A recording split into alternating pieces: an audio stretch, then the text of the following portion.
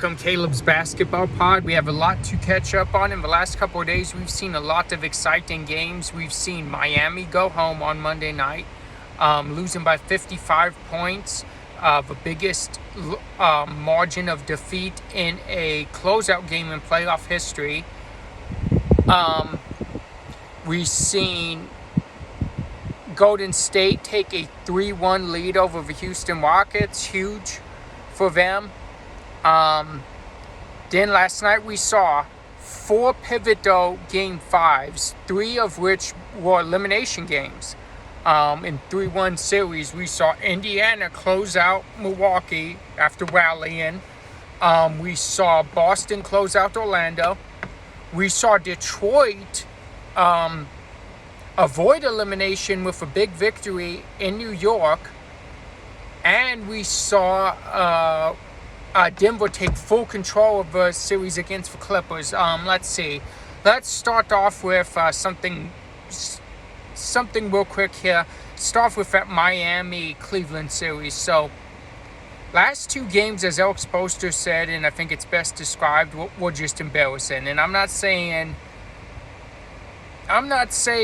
losing. Losing's not it. It's how you lost and how bad you lost. It made people wonder, were you even given any type of effort whatsoever?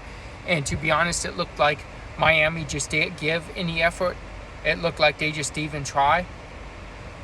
So I would say, again, losing to Cleveland's bad. I'd say how you lost and the effort given.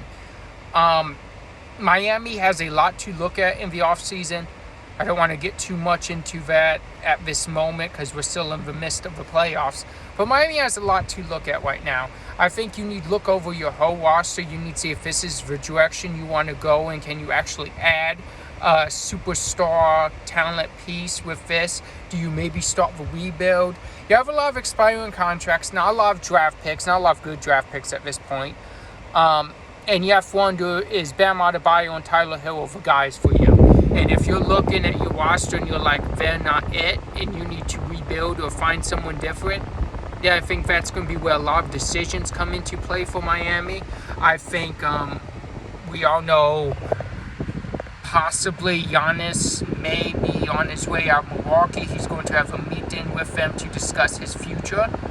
And I believe if Giannis wants out of Milwaukee, I think Miami will be a top contender to retrieve him. But the thing would be making a trade work with lack of picks and star power. There's not a lot looking around that Milwaukee would say, hey, we'll take for someone as good as Giannis.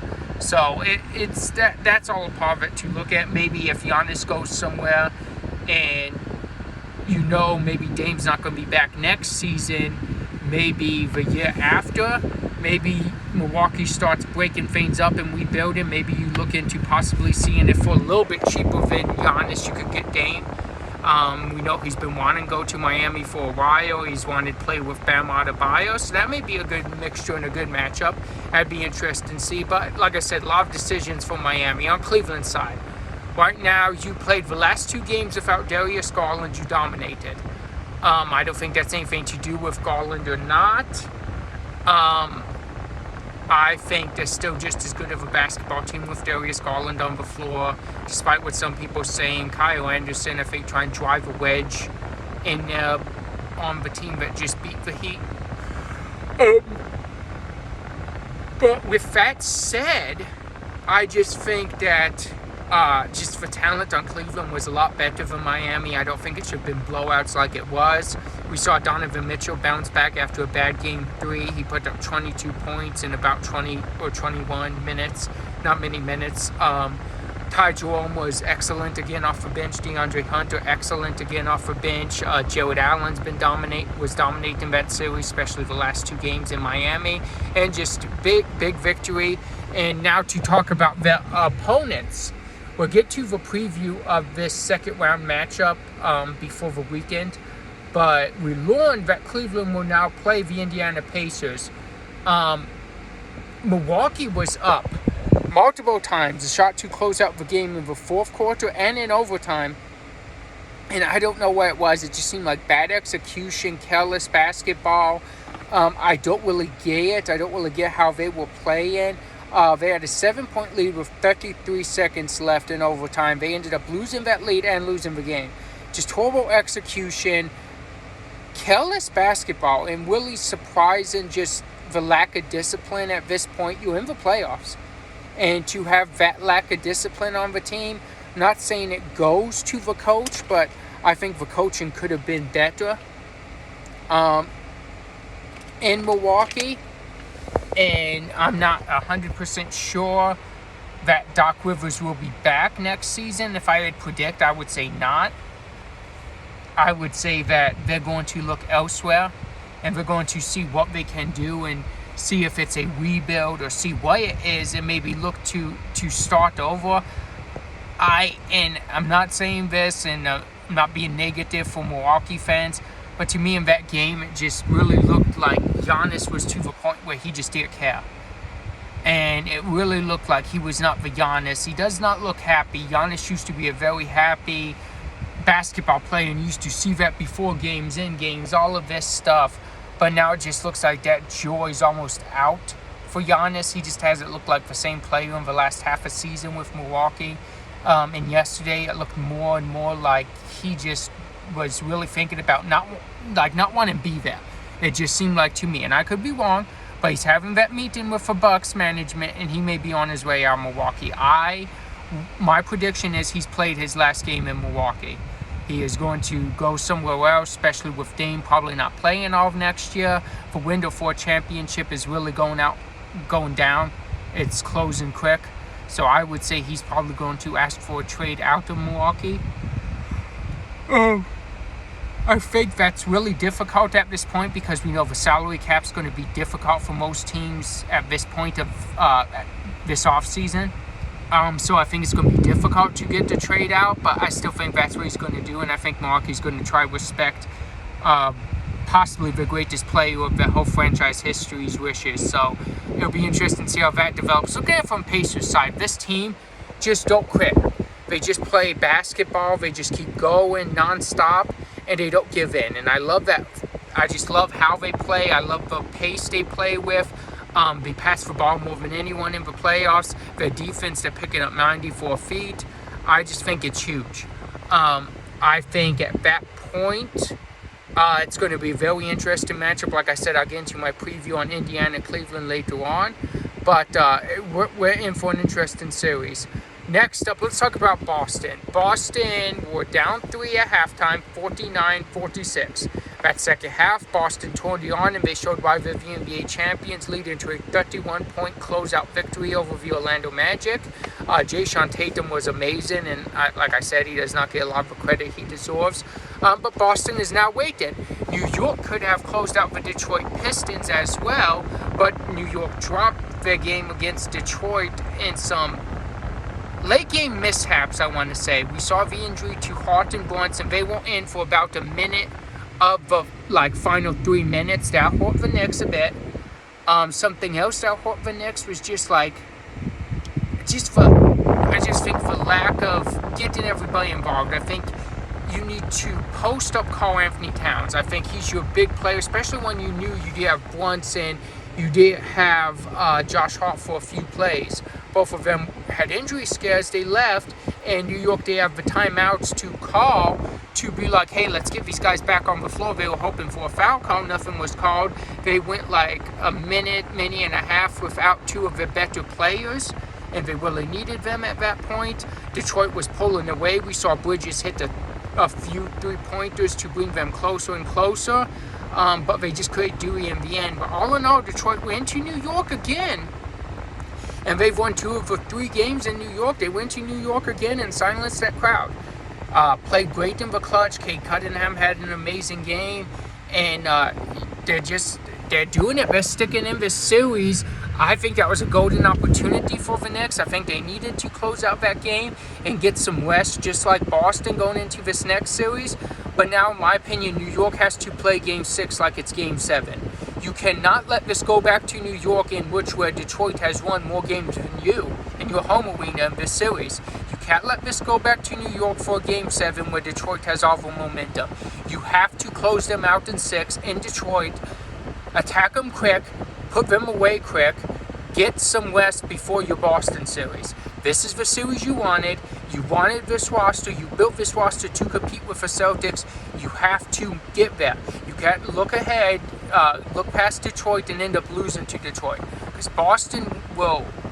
I don't think that would be a close series with Detroit. I think with New York, I think it'll be a better series. I still think Boston would be the favorites, but I do think there is a blueprint to beat the Celtics. We'll talk about that when we do our series previews for the next round. But if I'm the Knicks, I have to close this game out next. Get everybody involved. Your offense has struggled two of the last 3 games. Those other games you're losing in. And you need to really get everyone involved more than just Brunson and get the whole team going. And just, like I said, pounce Detroit quick in Detroit, get the crowd out of it, finish them, send them home, keep them in Detroit, go back, get ready for Boston. That's what you have to do. Game 6 is Game 7 for you, period. Detroit, now those guys, they are just playing with fight. All but Game 1 has been in the clutch in this series, and I think that's good for both teams. I think you want these matchups, especially in the playoffs, in the clutch. You want to learn what you can do, what you can't do. I think it's helping both of them. I think Cade Cunningham is really becoming a superstar out of this series. You could say him or Brunson have been the best players throughout the whole series. Huge compliment, both men. They're both playing their butts off. But yeah, Detroit, they're just showing that fight and grit, and you aren't supposed to be here, so they're doing what I said. They're playing basketball one game at a time, winning when they can, and they're just proving, hey, we do belong here despite what everybody's saying. So I love that too on Detroit's side. Finishing up here with our last 2 Western Conference series. Golden State took full control of this series. We saw Jimmy Butler miss Game 3. He came back for Game 4. When Jalen Green scores under 10 points, Houston's offense is really, really bad. And I know I keep saying this, but it's a key part for him to get that confidence and be that guy. I'm not saying give me 38 like you did in Game 2, but you have to give me double digits at least. Give us a chance to win. Show who you are offensively. He is struggling in this series. 1 really good game and 3 really, really, really bad games.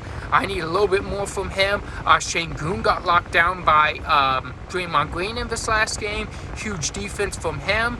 And then Jimmy Butler, it was the game of Jimmy Butler and his return.